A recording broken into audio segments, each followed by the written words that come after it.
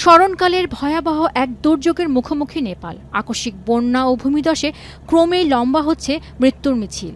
মৃত্যু উপত্যকায় পরিণত নেপালের তিব্বত সীমান্তবর্তী অঞ্চল। কিন্তু প্রশ্ন উঠেছে, কোনো ধরনের বৃষ্টি ছাড়াই কেন এই প্রাকৃতিক বিপর্যয়? নেপালের সরকারি কর্মকর্তারা বলছেন, দুর্যোগের ঠিক কয়েক মিনিট আগে ওই অঞ্চলে আঘাত হানা ভূমিকম্পই এর কারণ, যদিও বিশ্লেষকরা বলছেন ভিন্ন কথা।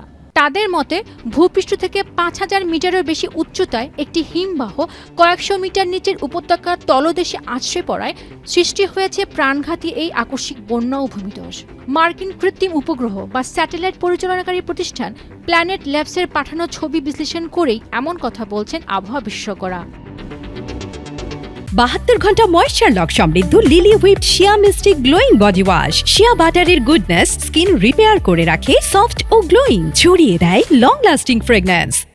এদিকে প্ল্যানেট ল্যাবসের পাঠানো দুর্যোগের আগে পরে স্যাটেলাইট ছবিগুলো পর্যালোচনা করে রয়টার্স বলছে, ওই অঞ্চলের সবুজ পাহাড়গুলো এখন বাদামি রঙের ধ্বংসস্তূপ ও পলিমাটির নিচে চাপা পড়ে আছে।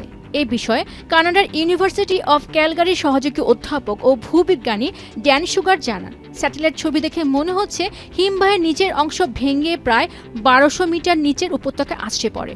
অবশ্য দুর্যোগের একদিন আগেও ওই উপত্যকায় কিছু হিমবাহ বরফে ঢাকা ছিল, যদিও বুধবার সেগুলোর বেশিরভাগই দেখা যায়নি। অর্থাৎ সেখানকার আবহাওয়া সম্ভবত উষ্ণ ছিল বলে ধারণা তার।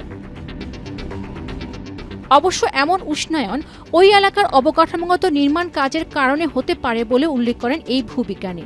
পাশাপাশি জলবায়ু পরিবর্তন এখানে কোনো ভূমিকা রেখেছে কিনা তা অদূর ভবিষ্যতে জানা যাবে বলে মন্তব্য তার। নেপালের রাসুয়া নামের ক্ষতিগ্রস্ত এলাকায় রয়েছে বেশ কয়েকটি জলবিদ্যুৎ প্রকল্প।